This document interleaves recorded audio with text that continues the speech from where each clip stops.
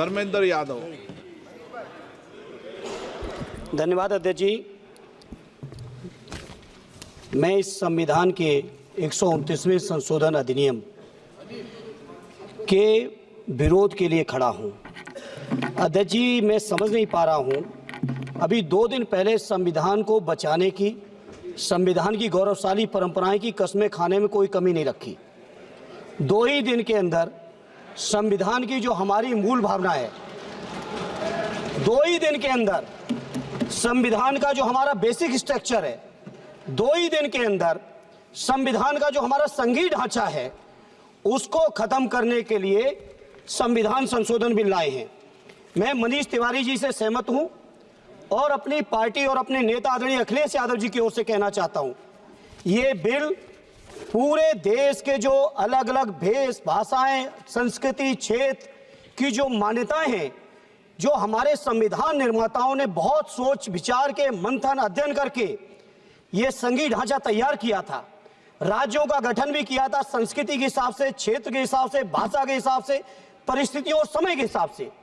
मैं नहीं समझता अध्यक्ष जी, मुझे कहने में कोई संकोच नहीं, उस समय के हमारे संविधान निर्माताओं से विद्वान, बाबा साहब भीमराव अंबेडकर से ज्यादा विद्वान इस सदन में अभी कोई नहीं बैठा, मुझे कहने में संकोच नहीं है। और ये संविधान की मूल भावना को खत्म करके कैसे तानाशाही के रास्ते निकाले जाएं, इसके अलावा कोई काम ही नहीं बचा है। आखिर ये मनीष तिवारी जी ने कहा, कहीं एक विधानसभा के चुनाव अगर कोई अविश्वास आता है, अगर बहुमत नहीं मिलता है, तो क्या पूरे देश का चुनाव कराओगे?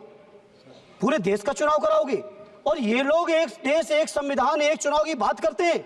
जो लोग 8 विधानसभाएं भी एक साथ नहीं करा पाते हो, मौसम देख के तारीखें बदलते हो, वो लोग बात करते हैं एक देश एक चुनाव की।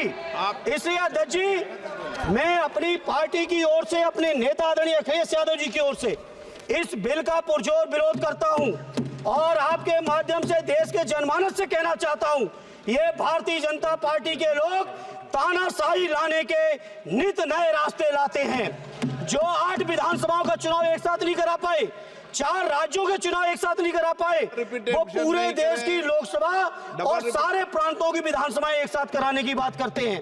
मैं पूछना चाहता हूं सरकार से, अगर एक प्रांत के अंदर सरकार गिरती है तो क्या पूरे देश की लोकसभा के चुनाव कराओगे?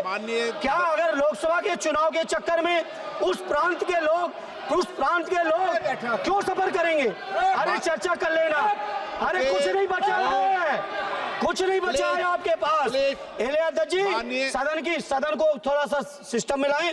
अध्यक्ष जी, आपसे अनुरोध है, आपके माध्यम से सरकार से अनुरोध है, जनता ने बड़ी उम्मीदों के साथ हम सबको भेजा है और हम सब लोगों की जिम्मेदारी है, ये संविधान विरोधी, संघीय ढांचे विरोधी, बेसिक स्ट्रक्चर विरोधी कई केसों की चर्चा की मनीष तिवारी जी ने, मैं उनके साथ जोड़ते हुए माननीय सर्वोच्च न्यायालय की भावनाओं के विरोधी, गरीब विरोधी, दलित विरोधी, पिछड़ा विरोधी, मुसलमान विरोधी, इस नीयत को वापस लो। ये अध्यक्ष जी, आपके माध्यम से मेरी आपसे प्रार्थना है। बहुत बहुत धन्यवाद।